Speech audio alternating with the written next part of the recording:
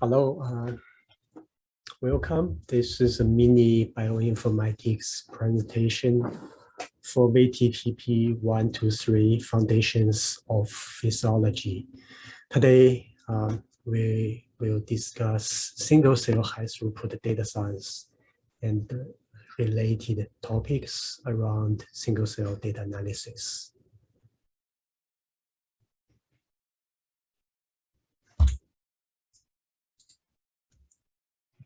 So my name is James Tsai. I'm an associate professor in the Department of Veterinary Integrative Bioscience. I'm also affiliate member in the Department of Electric Computer Engineering in the Texas A&M University. And I'm running a computational system biology lab at the university. And this is my website. I will starting by introduce why the single cell technology is important and why we're going to working on this around it. I often say that we are at the intersection of two major technology revolution. One is machine learning and another is single cell technology. So this lecture series around these two topics at the interdisciplinary area of those two major technology. So when we say revolution, we mean the fundamental change of the field. So this is a single cell biology a lecture series in the called Spring Harbor about 10 years ago. And those are almost most of the biologists starting single cells at that time. It's very difficult problem because you have such little amount of RNA, mRNA, DNA in the individual cells. It's very difficult to study them. In the last 3 or 4 years, we have seen the breakthrough. So that's where the revolution really started. In 2018, the single cell technology has been nominated as a breakthrough of the year of technology. And since 2016, when the introduction of the 10x genomics systems, then the paper published around the topic of single cell technology applications have been increased dramatically. So we see this exponential increase of numbers of paper published using this single cell technology.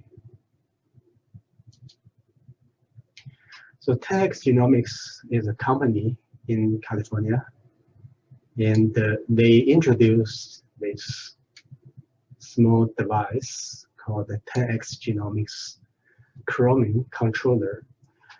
This is a device to help you to separate individual cells and prepare the library for them.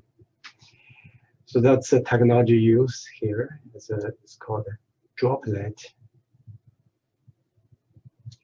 You see, the know-how of this technology is to use partition oil to capture individual cells to make them separate. Easy. Okay, so this technology is based on droplet using partition oil, and that's individual cells comes in. So you have form this droplet, and what you can see, each individual droplet, the structure is like this, with one cell attached.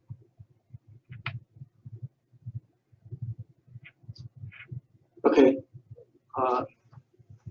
the cell is here. So you have some idea the size compared to the droplet, and also in the center, this is called the gel bin.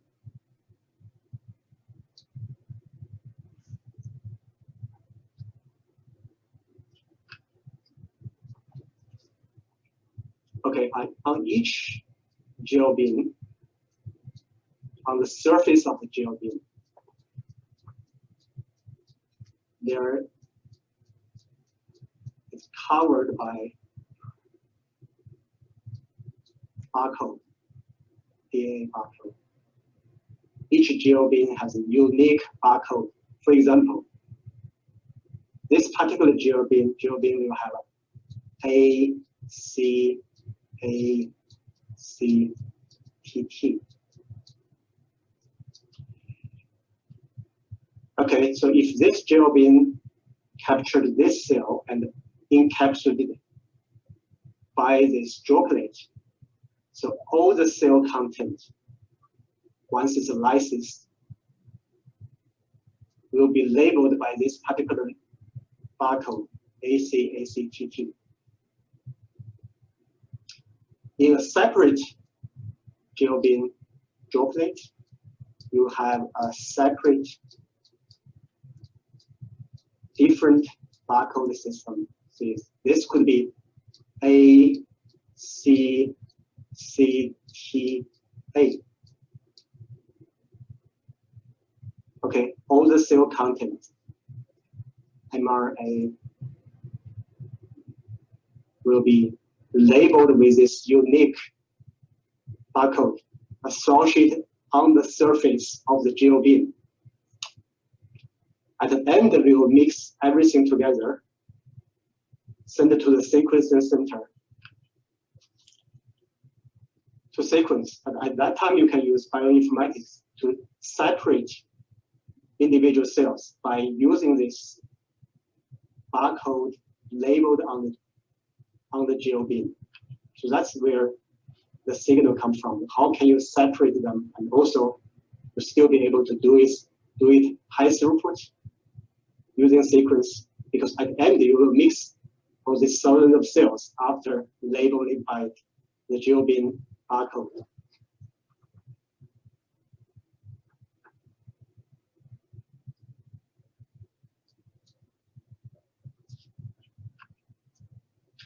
As I said, there are huge impact on biological and medical research because this provides single cell level readouts for the signal from individual cells, which we couldn't do previously. So before text genomics technology become commercially available, most of people will use so-called bulk RNA sequencing to measure gene expression level in your sample.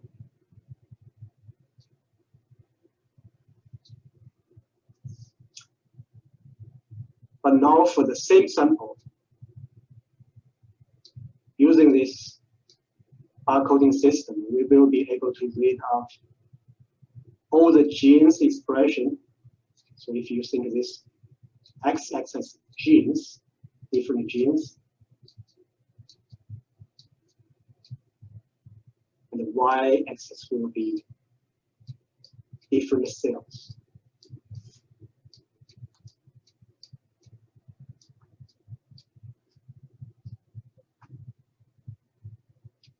It wasn't like that. Traditionally, we get the information like this. For each sample, we have a vector. Of course, there are a lot of genes. But for each sample, you only have one data point for each gene. Okay, I will have a question now for Josh Cox. Have you heard about this RNA sequencing? No.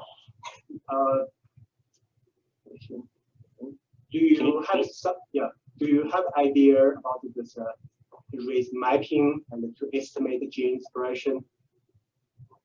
No, sir, I do not. Okay.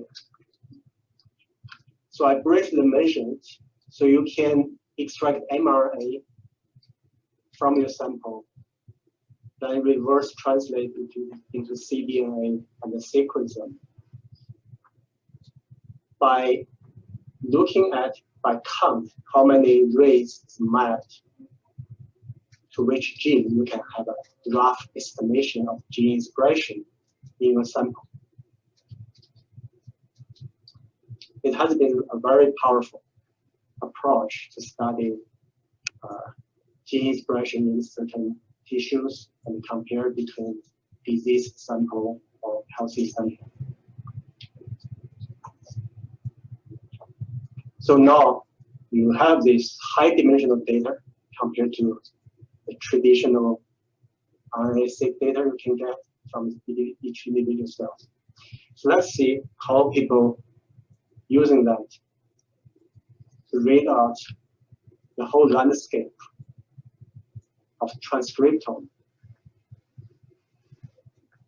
across many individual cells.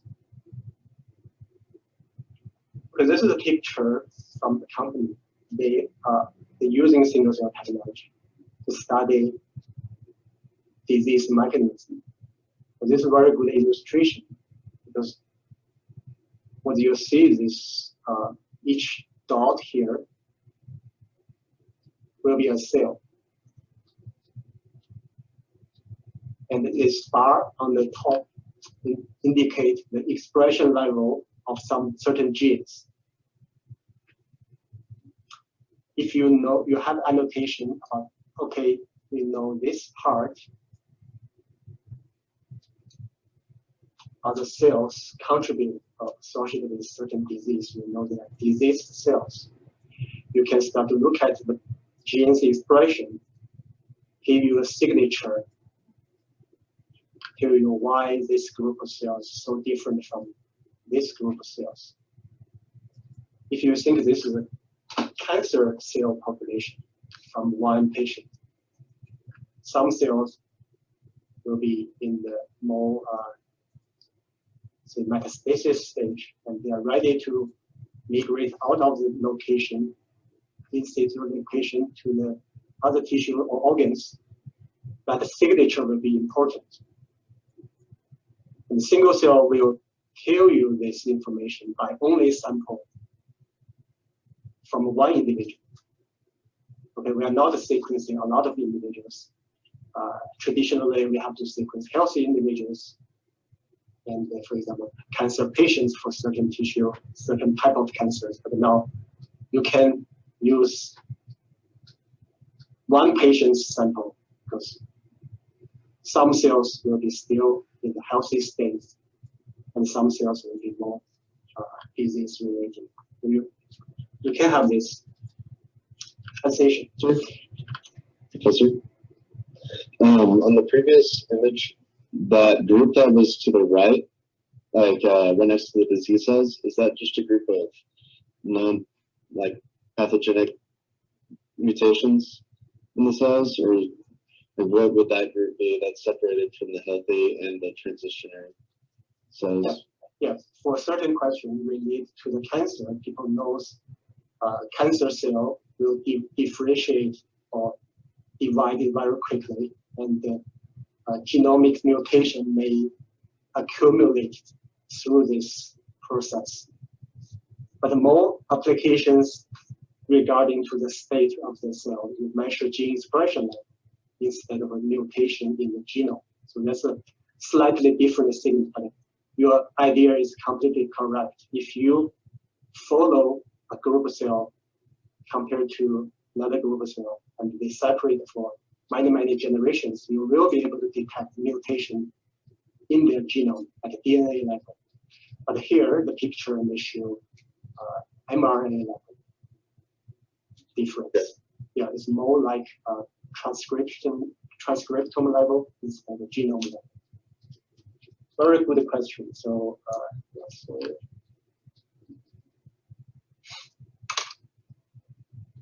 excuse me, I also have a question.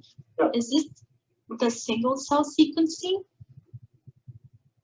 Yeah, you can do a single cell genome sequence or single cell mRNA sequence. And this is from a droplet that they find all this? Yeah. Okay. Yeah. So each point will be a cell, and you have a all the gene expression information for this cell. But this particular plot here only show you one gene's expression. For example, this cell has this gene A expressed at this level, this cell at this level. You just cannot show some different genes. You have to just show one gene. But you can change. So I want to see another gene's expression. You have a different landscape.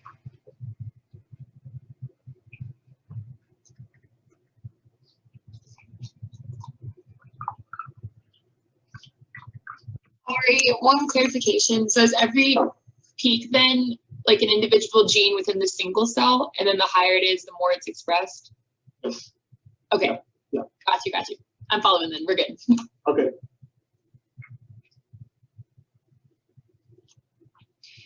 So sooner or later, you will have time to play with real data. You will have a deeper understanding. How can you show this as three-dimensional data points? You have to change. You have a position of a cell. You can put the position of a cell in 3 dimensions, and you can color each individual cell by certain genes expression level. If it's darker, then you think of gene A in the cell expression levels higher than a lighter color. And that's the data processing. I will show you examples later. All right, so let's just give you some concept. You can zoom in and see particular signals and compare in high resolution up to a single individual cell compared to its neighbors.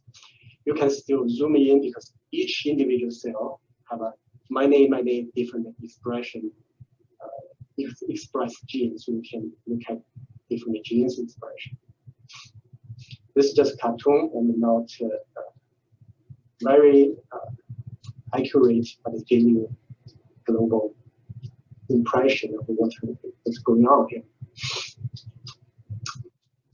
So another direct impact on the field is people start to realize for each individual sample, there's so many different cell types. Okay. For instance, people study liver, and you know the liver is very clean, defined organ. And if you cut a piece of tissue from the liver, we will think it's homogeneous. Every cell should be liver cell. However, once you do this single cell analysis, you will start to see different cell types. Okay. In this example, the hepatocytes, of course, majority of them will be hepatocytes. But you also see blood cell because tissue fill of this blood, and you have blood cell, epithelium cell, and you have all these different cell types you can read out from the loose homogeneous population of tissue. Okay, that's the first impression for most of the single cell study right now. Previously, you don't know the cell types is there, but now you found unknown cell types. You know, almost every tissue, every organ has macrophages. Macrophages behave differently. So you read out all those information. That's the power.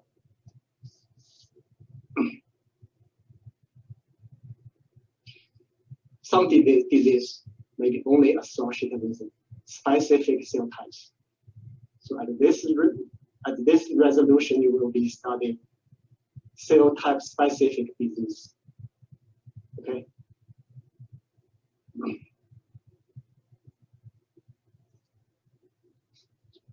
This is another example to study the dynamics of the cell development from the very beginning of the fertilization. We use zebrafish.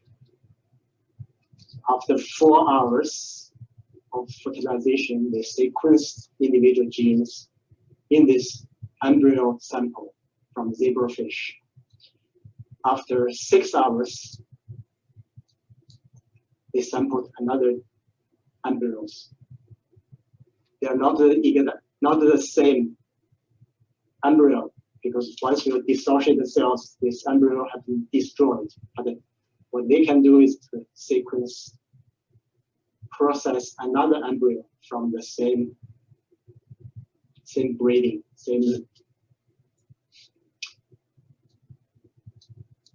and 8 hours, 10 hours, 14, 18, and 24 hours. Then they read out all the cell types and then generate this picture, superimposed onto each other, and also color them in different time points. So most of the cells are in the center when 4 hours after fertilization. And gradually you see more differentiated cell types. You start to see neural crest. Once you have reached to 24 hours, you start to see mature muscle cells. It wasn't there when it's only 10 hours or 8 hours.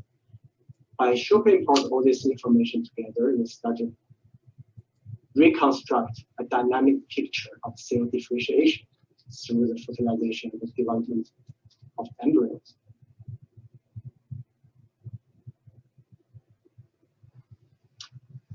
Okay, so far any considerations? So Josh, you have already Grant. Oh, he's not here today. Okay. Grace. Yes. Yeah, my question is, so far, what's your impression? It's a very useful tool, or just so-so? It's okay. People already know this. What do you think? I mean, I think it gives a lot more information than like previous tools were available to give. So like you can get a lot more in depth on like the expression and stuff of like all of the cells instead of just, you know, like overall expression of genes. But like I honestly don't have very much background knowledge on this, but your presentation is giving me like a lot more information than I had before. So okay, sounds good. Does it provide a higher resolution of cellular differences? Mm-hmm. Okay. Can you, like, theoretically track like the lineage of genes expression through cells, like all the way up to an adult zebrafish? Yeah, exactly. That's pretty cool. Yeah.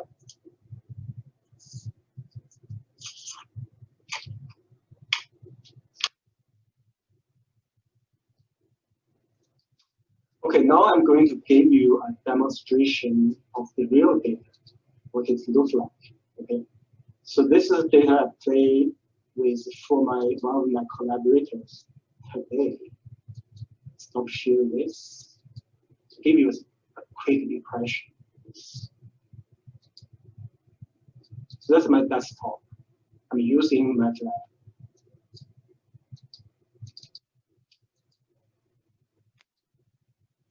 So I have my collaborators send us the data we sequence in single cell gene expression analysis. So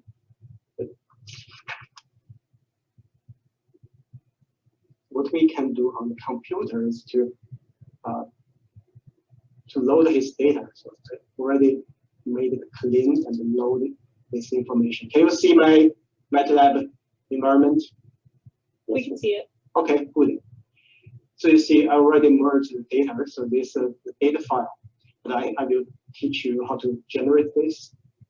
For example, you have this data, and now there are different variables. So big X. So I load this. I load this data in my computer.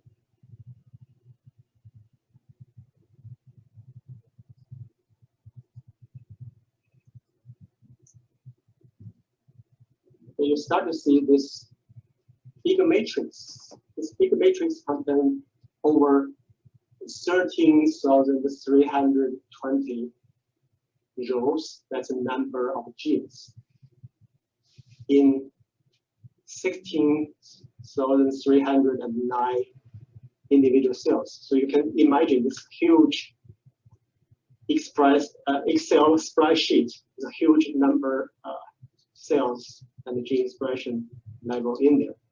So what are those genes? If you have this gene list, you see, okay, that's the name of genes. If I move down, you can see the gene name, AMZ1, AMZ2. So we have over 13,000 of them. All the genes, expression level.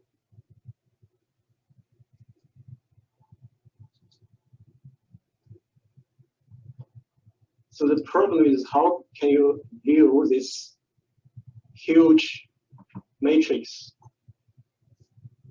I will mention later, you have a dimension reduction tool. So if 12 cells, say cell 1 and 2, as column indicate the cell, and the row are indicating gene expression of those genes in this cell. So the first position here is the first gene has no expression in cell 1. It has one expression in cell 6. Okay, then you can compare this profile between genes. See if between cells, if cell 1 and 2 are identical to each other, then your dimension reduction visualization will put them together closer in your picture. So I'm going to show you the picture for all the cells.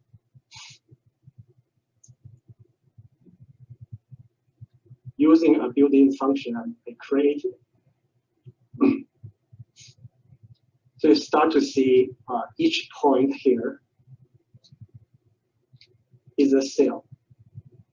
I color them into different colors because one is from a wild type of mouse, and another is from a gene had been knocked out in that mouse. So you have a knockout sample and a wild type sample.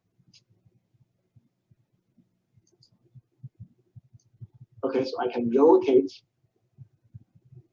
to see all the cells' relationship between them. If you see, okay, there's a small group of this.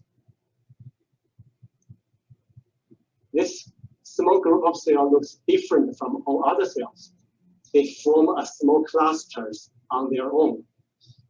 And then this application will go to search the database based on their gene expression, so-called marker genes expression, to tell you, okay, this is called a mast cell. So this is special cell types. And we can try another group, see what is the cell type there. So what I can do is select and drag this, and say, okay, tell me, using machine learning tool, okay, this is my macrophages. So I can do this quick annotation of what cell type are within my sample. What would the smallest, like a typical cluster would be rather than just doing manually? Which one is the smallest? This one? Yeah, would that be a cell cluster or? Yeah, it's a cell cluster, right? I don't know because this is an unknown sample. Only my collaborators, they know where they come from, but I can try. I can say this is a neutrophils. Okay. Right. So there are high-level applications. You don't know what's behind those, the coding, but the function is there, and also this very nice interaction between. And what I can also do is to show the genes expression. For example, if I want to show expression level for certain genes, if I can select one of the genes and then pop out another. So this gene only show very expressed in very few cells. The gray means they are not expressed, and those yellow point means expressed.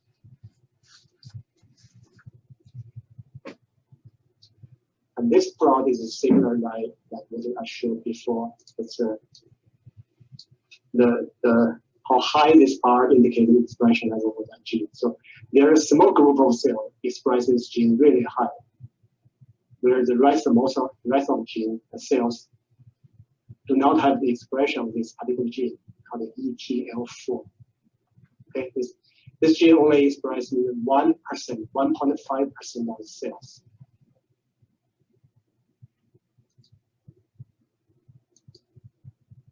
So I can try another expression of this gene.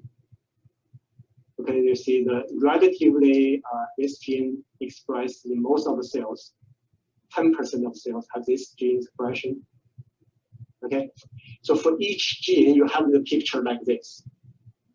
You have over 10,000 of these genes. So each one you can generate a picture like this. That's why I'm telling you, we have a high dimensional data. We just cannot visualize them all in one picture. So you have to generate a series of pictures. Okay, I have to go back to the slide. Continue.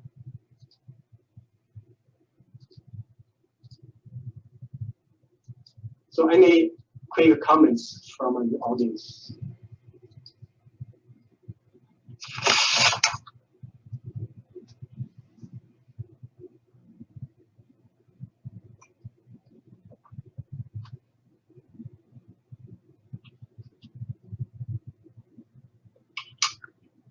Yeah.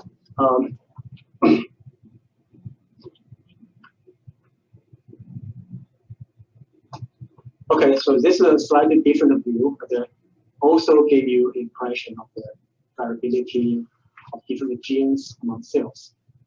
So this axis is 1,000 cells, and this are the selected genes.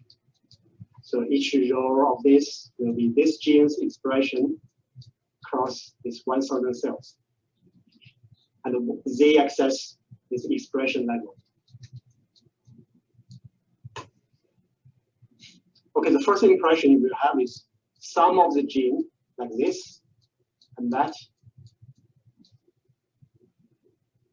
Expression level overall is higher. This could be housekeeping gene. Each cell, every cell needs that gene expressed in order to survive. Some other genes will express more variably across individual cells. So what I say, this will be the gene expression variability. Have anyone think about this variability, gene expression variability for certain gene among cells? What the cause, what the potential factors to give this variability? Is that a clear question? Can you elaborate more? Yeah, so you see this difference. Some cell expresses gene high, some lower. Okay, so this is the variability. So what do you think? What kind of factors, or what's the reason you have this variability across individual cells? Variations in cell types. That's a good question. That's a good answer. Yes, if this 1,000 cells belongs to different cell types, for example, it's a mixture of B cell, the first 500, or some will be T cells. So B cells, T cells have different profiles for certain gene. You will create this. Yes, good answer. Any other So that's a cell type heterogeneity. Will give you variability on certain genes expression. There could be like changes of molecular traits, just like gene expression in different tissues. Yeah, when you say different tissues, you mean the cell type difference. You still have the same. You still identify the same cause, the factors. Yes. It will be cell type or tissue difference. Yes, that's one. Could cancerous cells have different variability? Yes, that's a good one. Could cells that are like in different stages of growth or division have different gene expressions? Yeah, if cell is in the G1 phase, G2 phase, or M phase, S phase, they will have a different expression level for certain genes. Good answer.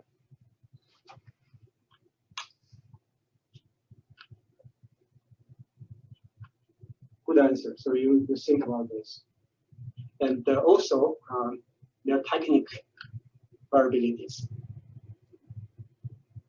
Because just by chance, the randomness in the single cell sequence, their environment factors just cannot control this background noise. This noise will be especially strong in lower expressed gene because we have a capture efficiency problem because the starting point of the material of the mRNA molecule in individual cells is so small, the amount is so small. So there's high chance that you just cannot sequence it by chance. This is a more pronounced problem for lower expressed genes, for the genes like this. The overall level is so low. So the technical noise will have a huge impact on that. Because the total amount of these genes expression in individual cells is just so low. Okay. Would you just have to have a lot larger sample base to be able to tell like what level would just be normal background noise and what is actually being expressed? Yeah, yeah.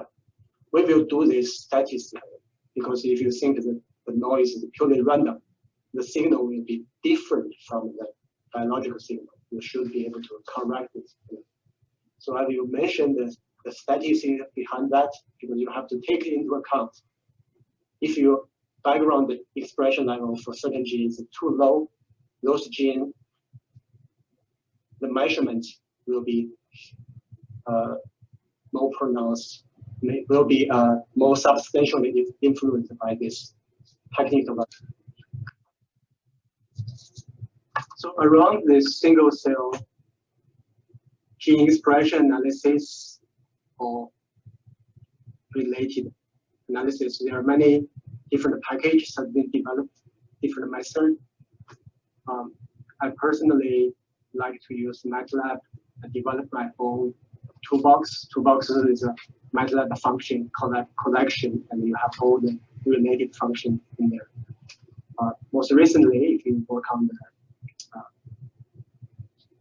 computation, scientific computation, people use Julia. It's another language, new language. So you will have a chance to play with all these clouds, command lines in MATLAB. It's very important to have this human data interaction. Okay, just like as I said, I showed you, there's no classification algorithm can give you the good capture of the different cell type you really need to be. I will have good examples to show you. You have to have this human data interaction. So this toolbox will help you to do some of this. Now, I'm going to explain the principle of a so-called pseudo-time analysis of single cell. So I will ask a question, see, barely from this plot, what you can infer, you can think about what I'm going to talk. Daniela. Yes, I'm not sure what you mean, but it looks like you're just looking at different cells, DNA or RNA, from like past generations, maybe? I'm not sure what this is. Yeah. Okay. Good. So the pseudo time analysis try to linearize the cells from a single cell sample, because when you sample a single cell, a group of cells, it's one time point. There's no further differentiation of. So if you want to infer what will happen for this group of population, you may want to look at individual cells variability, just like this picture I'm putting here. So if you want to study the gallop, the movement of the horse, but you don't have a video camera, what you have is a picture of a lot of horse. Okay, what you can do is to put the individual horse by their similarity and form a so-called pseudo time series. Then you probably have some idea what's going on there. So similarly, for this group of cells,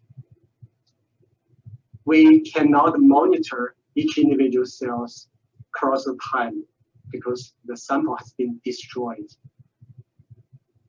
You only have a snapshot of the current state of the population of the cell. However, you can align the cells by their similarity to form a pseudo time. Then you can use this pseudo time as a covariance to study the change of particular gene or group of genes expression, follow the trend of this increase of pseudo time. In that way, you learn what's going on, and you probably can use the result to predict if I have a cell at this stage, if you leave the cell let it evolve or further differentiation, this cell may go this way and at the end it looks like this cell. Okay, so that's the principle behind the pseudo time analysis. So this is one of the advanced single cell analysis method.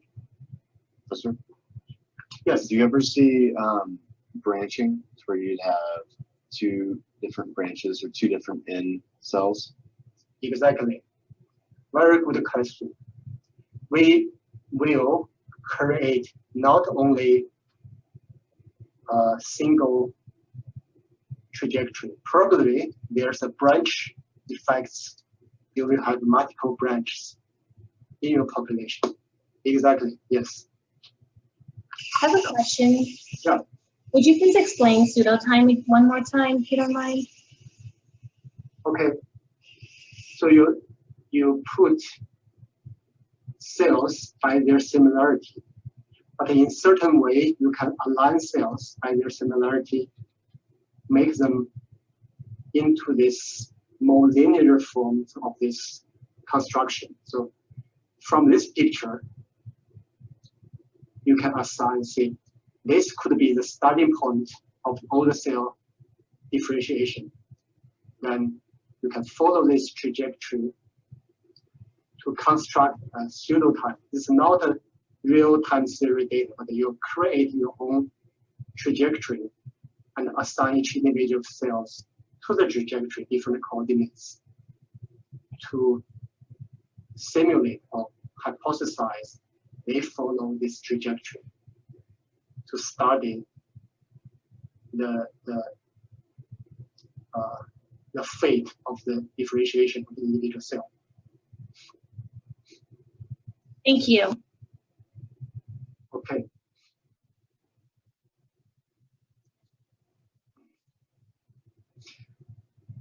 So that's give you some idea what we can do with a single cell data if you have one single cell data sample. Okay, we haven't talked about any comparison.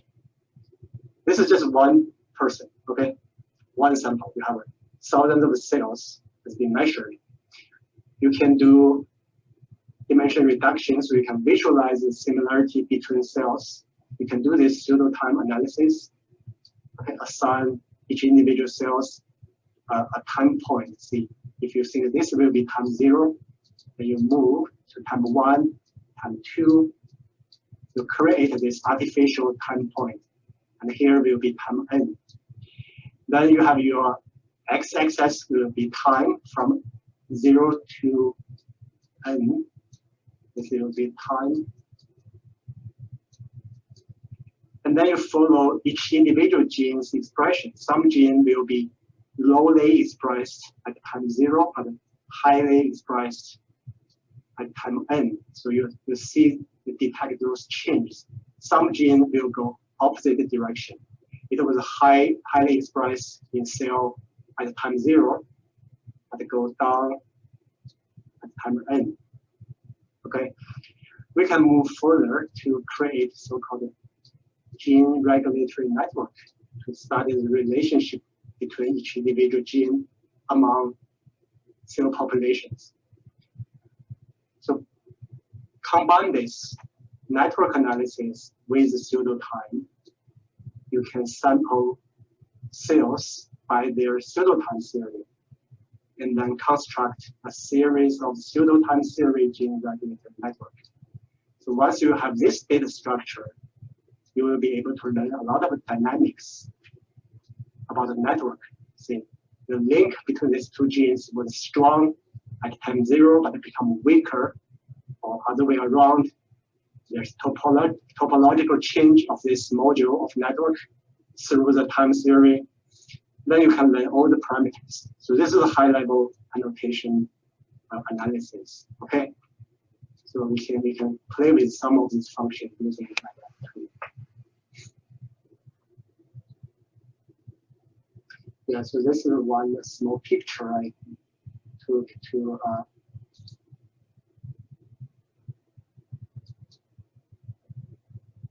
let's see if I can play it.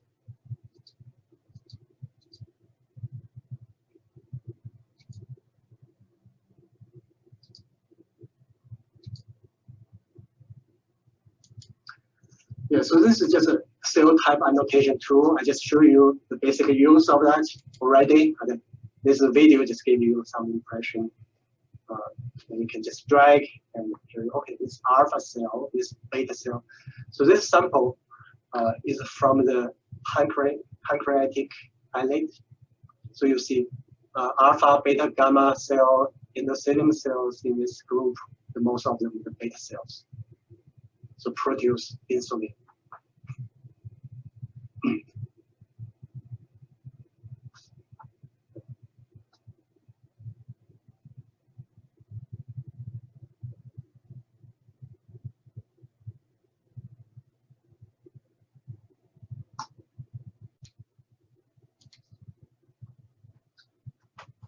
Okay, so this is another illustration of people use mouse as an example to study.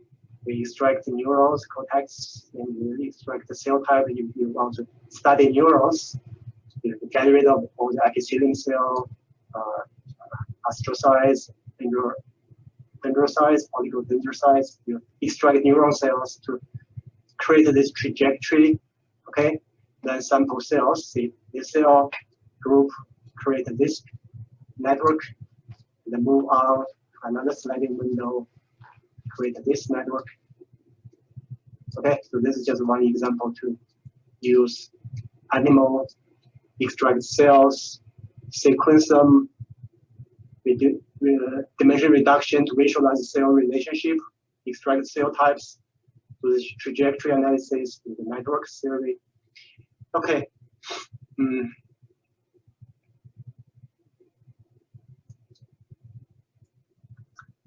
There are even higher level of machine learning algorithm can develop around this analysis.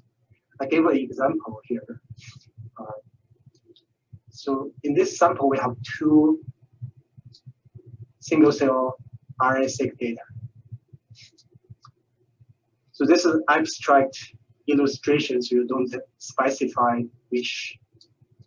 what this sample is, but any 2 samples, one from a patient, one from a healthy control, or wild type mouse, knockout mice. Anyway, you have two samples.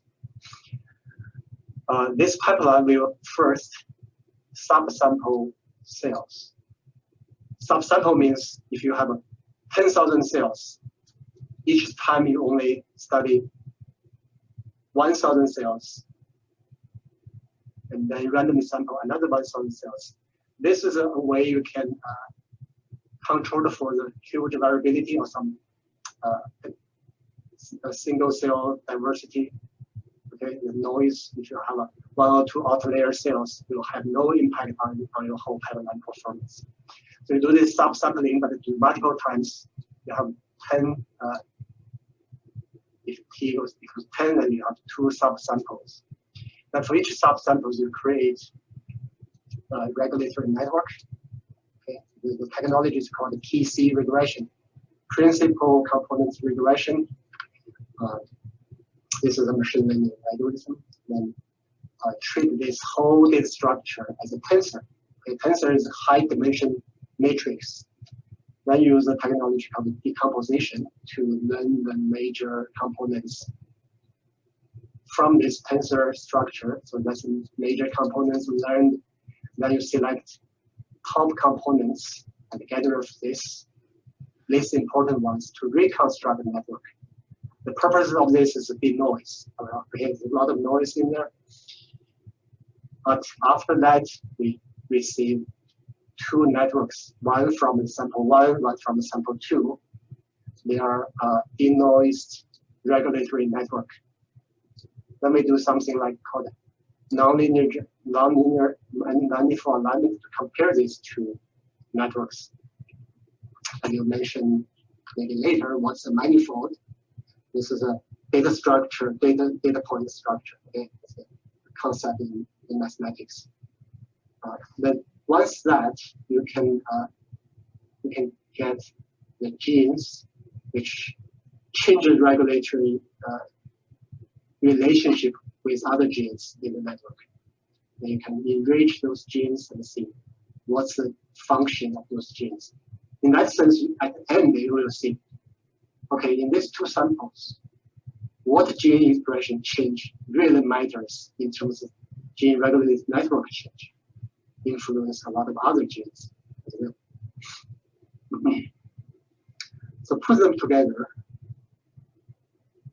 we have a biology hypothesis, then technology improvement, like single-cell RNA technology, provide this unprecedented rich information, then plug your machine learning or artificial intelligence.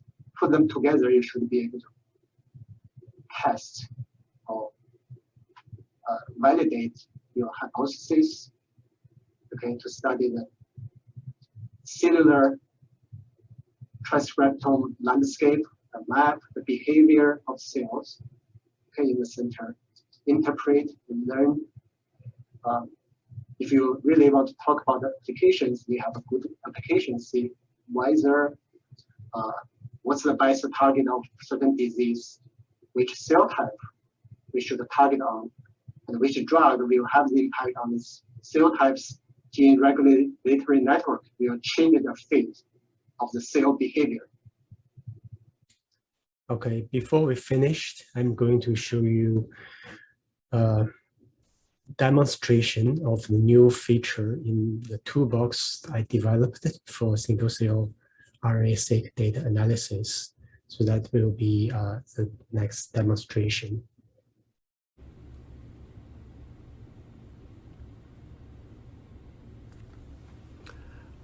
Okay, so in this video, I'm going to show you how to use MATLAB to construct single-cell gene regulatory network. So I'm loading a new example data, then I start to use scatter plot to visualize it. So you can rotate your cells to look at a different population of cells. To use all cells to construct a single-cell gene regulatory network, you can click this button here. And then there's two ways. You can either select a list of genes or paste a list of genes. In this first, I'm going to select And here we have more than 9,000 of genes. So this is a long list. You can select some of genes as an example, and I'm to just randomly select a few genes to play with. And then once you finish, click done, and then the network is constructed using an algorithm called PC regression, principal component regression. And you can see this network is directed and weighted. And also there's positive and negative signed. So the blue linker means the positive correlation between genes, and the red link indicate the negative correlation. See, if I click this button, I will change directed into undirected. I can switch, I can apply weight, so I have some ideas, the different ways of the edges, and I can select cutoff. So if I use 30%, most of the links will be returned. If I use 85% cutoff, then only 25%, 15% of the edges will be left on the plot. And I can change the size of the gene name, and again different cutoffs, and I can change the layout.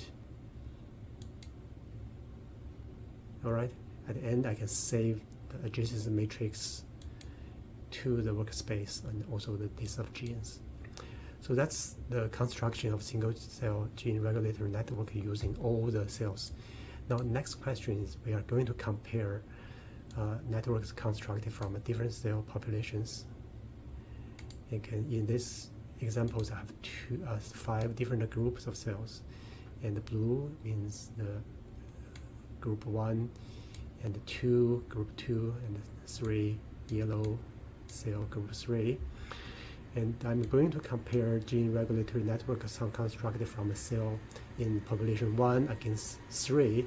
In that case, I have to press this button, and then I will select based on the class ID. I will compare class 1 against 3. And then in this case, I'm not going to select any gene. I just paste a list of genes. In this case, I just randomly select a couple of genes.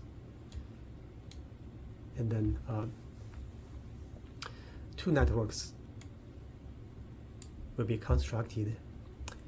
Again, you can see changes to the unidirectional, and I select the weight. So let me show you the weight first. Highlight the weight of the gene, of the edges, and then you select 80% or 90% of removed.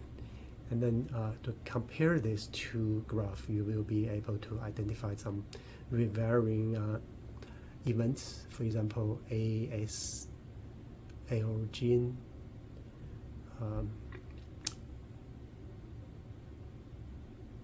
wasn't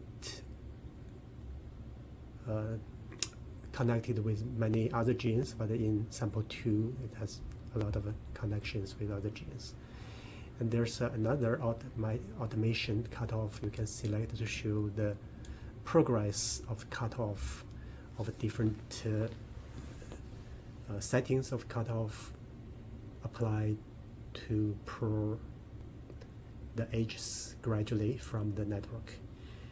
Through this, you can have a visual detection of the change of patterns in network connectivities between these 2 networks.